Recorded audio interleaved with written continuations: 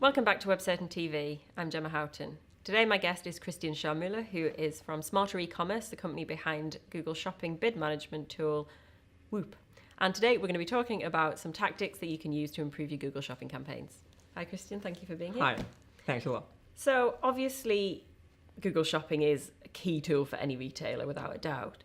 How well utilised is it now? Are there still people not really using it to its full effect, and are there any common mistakes that are still made? I think the most interesting thing right now is that Google Shopping is opening up in a lot of new countries, like for Dubai, like for South Africa. And what we see there is that a lot of retailers are kind of hesitant. So in these countries, Google Shopping is not a big channel till now. But if you look at the highly developed e-commerce countries like UK, Germany, and so forth, Google Shopping is the most important channel for almost every retailer. If you look at the total spendings, search spendings, more than 50% of every euro dollar is invested in Google Shopping already. And the reason is pretty simple. Google Shopping, most of the time, although they are not managed that well, Google Shopping is just performing a little bit better than classic Google search ads. So it's a big channel. And the classic mistakes are basically, or can be found on 3 dimensions. It's the device modifying, which is pretty new. A lot of clients are not doing it properly. It's definitely the question, what is the best possible campaign structure? And the third thing is definitely the bid management itself, because it's pretty complex. And that is the reason why we focused our development efforts the last couple of years to really build a specialized bidding tool for that. So big channel for sure. And bidding, campaign structure, and the device modifying is pretty challenging, at least what we see every single day. So before I ask you a little bit more about all of those elements, just to go back to the kind of international point you made that some markets aren't really using it so much, is that then a great opportunity for international retailers to get in there kind of almost first? Is it the time to be really starting to use those channels before everybody else comes on board? Absolutely. I mean, we are from Austria, and Austria is most of the time not part of any betas for Google, because we're just a small market.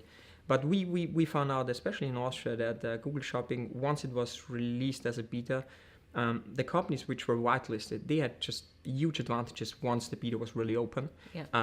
So yes, for every retailer in the world who has the chance to really be one of the first doing Google Shopping, I would highly recommend it for several reasons. The most important reason is Google Shopping is just an extremely well-performing channel. Even if you don't manage it at best, Google Shopping is performing.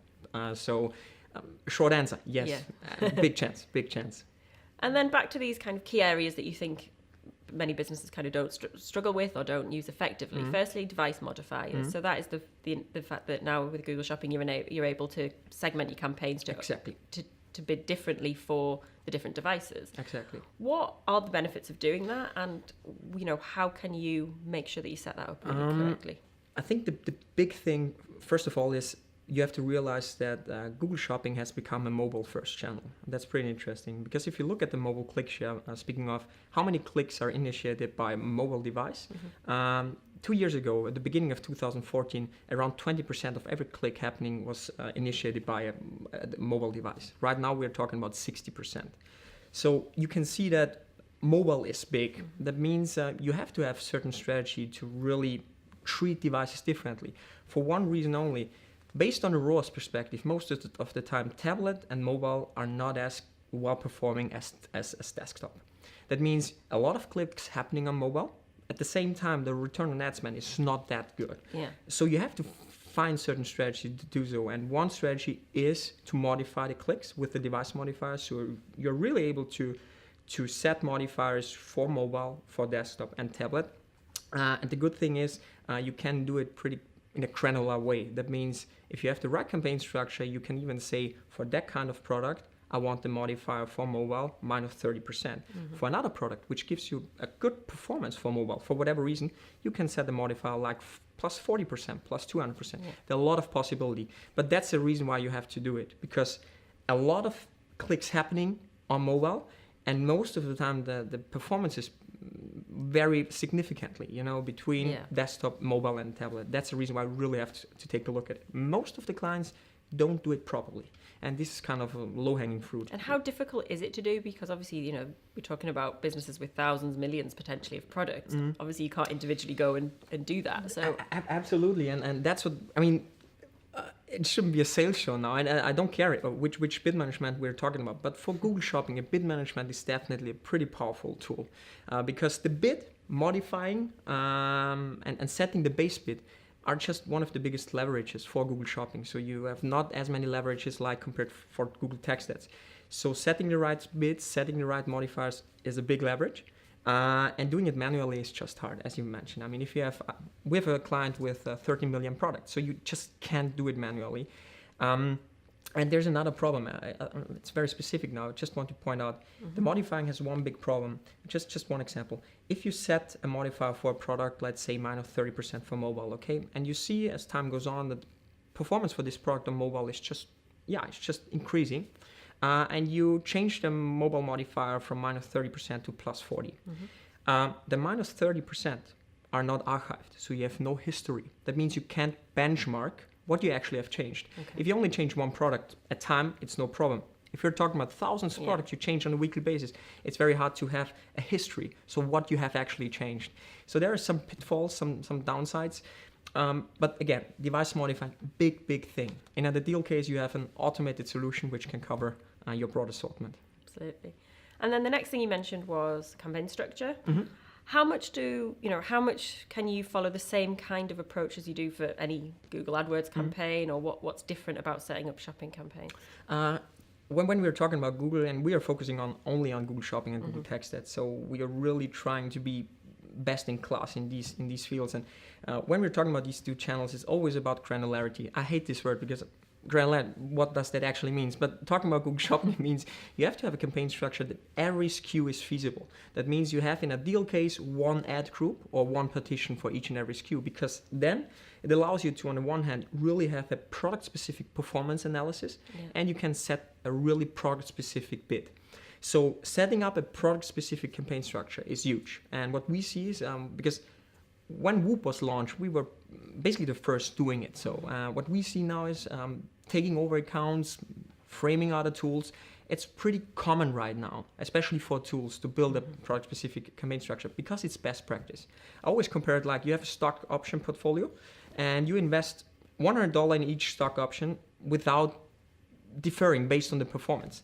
That would be the same if you have a pretty broad and generic campaign structure. So you're always going to be losing out. You're losing out on money, or you're investing money in products which don't perform. So you have to have a product-specific campaign structure. The best case is to have one ad group for each and every SKU. You have to mind the campaign limits though, but that's another story. But that would be the ideal case, And then the final element that you were talking about as being a big challenge is the bidding and actually managing the bidding. Why is that particularly challenging when shopping? What are the specific areas where people go wrong? The answer is pretty simple, because everybody knows the long tail and everybody talks about the long tail. When we're talking about long tail as a big challenge of Google Shopping, we're talking about the problem of sparse data. That means, and that's not typical of Whoop or something we invented. You can read a lot of studies. If you're looking at a typical Google Shopping accounts, let's say with 1 million products, 100,000 products, it doesn't matter. Up to 80% of the revenue is generated by products with only very few clicks and 1 to at max 2 conversion. That means the revenue is spread all over your assortment. And that's very typical of Google Shopping. And that's a big contrary to a lot of text ad campaigns. That means at the end of the day, you have up to 80% of your revenue generated by products with very little statistical evidence. And that's the big challenge, making a bid. Because talking about bidding, it's always about making the right prediction. And if you have 2 clicks and 1 conversion, the conversion rate isn't 50%. I mean, it is right now, but it won't be in the future. And that's the big challenge. And that's the reason why we try to enlarge our evaluation basis. It's not just about e-commerce metrics. It's about the pretty special precondition of Google Shopping. Because we found out that the features of your assortment have an extremely significant correlation with the conversion rate and shopping basket value. So it's not just about looking at e-commerce metrics like clicks, click rates and stuff like that, but looking at the features of your assortment and finding out how these features correlate with, let's say, the conversion rate based on your historical data. That's the big challenge.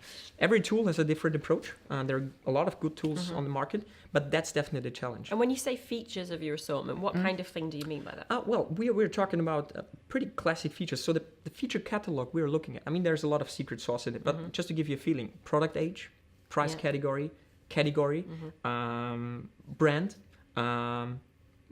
title length, and so forth. So there are a lot of different features. And the interesting thing, your historical data tells us which features actually correlate, because every account is 100% unique. Okay, even if you're talking about the same assortment, the features and the correlations are totally different. And the problem of Google Shopping is we humans are just not good at making statistical analysis. We just can't. And there's one small example. If you're going into a room of 25 people, and I would ask you now, how big is the chance that 2 of the 25 people have the same birthday? When I was asked the question, I thought, okay, the chance has to be little, extremely little, okay? Yeah. 2%, 1%. I don't want to solve the secret now, but it is way higher, way high. You can Google it. So we humans are very bad at dealing with sparse data. That's the big challenge. Yeah. Hence why you really need to be using some kind of software. In and also case, with the amount of inventory, etc. It's not really feasible. Inventory and the data spread all over your assortment. That's a big problem. And it's not just about Whoop. I mean, obviously, it's a very good tool, but a bidding tool helps, basically. And then it's about finding the best possible solution for you. Yeah. And then just to move away from all of the kind of more technical, tool side of things, but in terms of actually what works when you're trying to engage the user, because you can set bids and you can set everything else, but if you don't provide content, if you don't provide an experience that is going to really interest people, then you're not going to do so well. So when it comes to actually the message that you share and the kind of ads that you use, what are some of the key tips you could share for that? I mean, the message now is obviously not very romantic and so straightforward. When we're talking about Google Shopping, I mean, obviously the landing page has to work, site speed, and obviously. Yeah. But the whole Google Shopping universe can be boiled down to one pretty unique precondition you have to in order to be successful. If you're a retailer and you have no unique selling proposition, like you're, selling books, for instance, okay? Or you're selling, famous brands, the price is very, very important. So if you're not price competitive, Google Shopping won't work for you. So it's not just about having obviously the cheapest price, but you have to be in a range where it's just working. Yeah. It's very unromantic and very straightforward.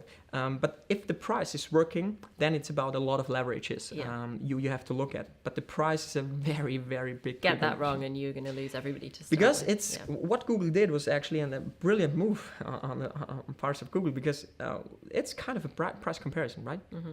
Yeah. You have the product, especially comparable products. If you not have a unique product, so the price is very, very big. I mean, you can obviously have better pictures. There's some cool companies now which can do a lot of split testing, which pictures work best for you. Pretty interesting stuff. So there are leverages on the ad level, but the price, I would say, is definitely still number one. Yeah. Great. Well, thank you. I think there was a lot of really useful tips there. It was really interesting to talk to you. Thank you very much. Thanks.